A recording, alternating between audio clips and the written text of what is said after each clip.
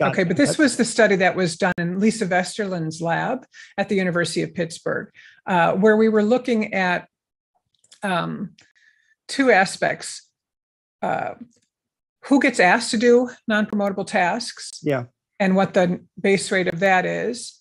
And then why women say, what's their propensity to say yes? Yeah, right. Exactly. So what we saw in that study, just to summarize, is that we basically designed a task where it kind of mirrors a situation where, say you're in a committee meeting and somebody has to take notes and nobody really wants to do it, but someone has to do it and write it up the notes after the meeting.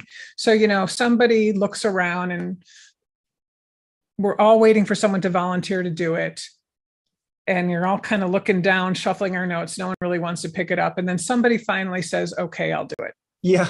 Right. And guess who that person is? It's usually a woman. And what our research shows is that in that type of a situation, women are 50% more likely just to volunteer to do the task than men. Right. So, as time is winding down and someone's got to do it and everyone's looking around, the woman's like, okay, I'll do this one. Right. So the question we had is, well, why is this happening? Is it because women enjoy taking notes more? Is it because they are more altruistic and they just want to help, right? So the way to answer that question was to say, well, that study we did was in mixed gender groups. So there were men and women in the groups. But what would happen if there were only men in the room or only women in the room? Would the same thing happen? So if women are more altruistic, then you'd expect even higher rates of volunteering when it was a bunch of women. And you'd expect lower rates of volunteering if it was all men. And what we saw was just the opposite.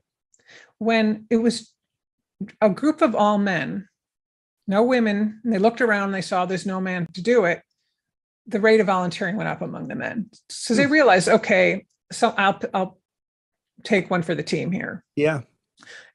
When it was a group of women, they look around and they say, no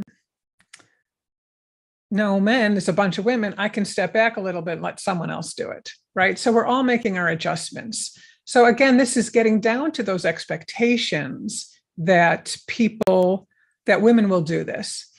Then we ran a version of the study where we had a fourth person in the group who was the manager.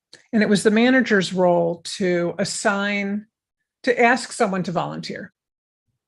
Okay. And they could choose a man or a woman. Mm-hmm. And they were 50% more likely to choose the woman to do the task because they would expect them to say yes. So again, it kind of, think about this as being voluntold to do a task.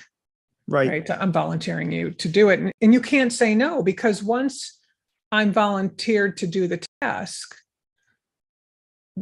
and there's an expectation that I do it, it really looks bad on me as an individual if I say no. But it looks worse for women than for men to say no, because for a woman, there's this expectation that I'm going to do it. So there's a violation, right?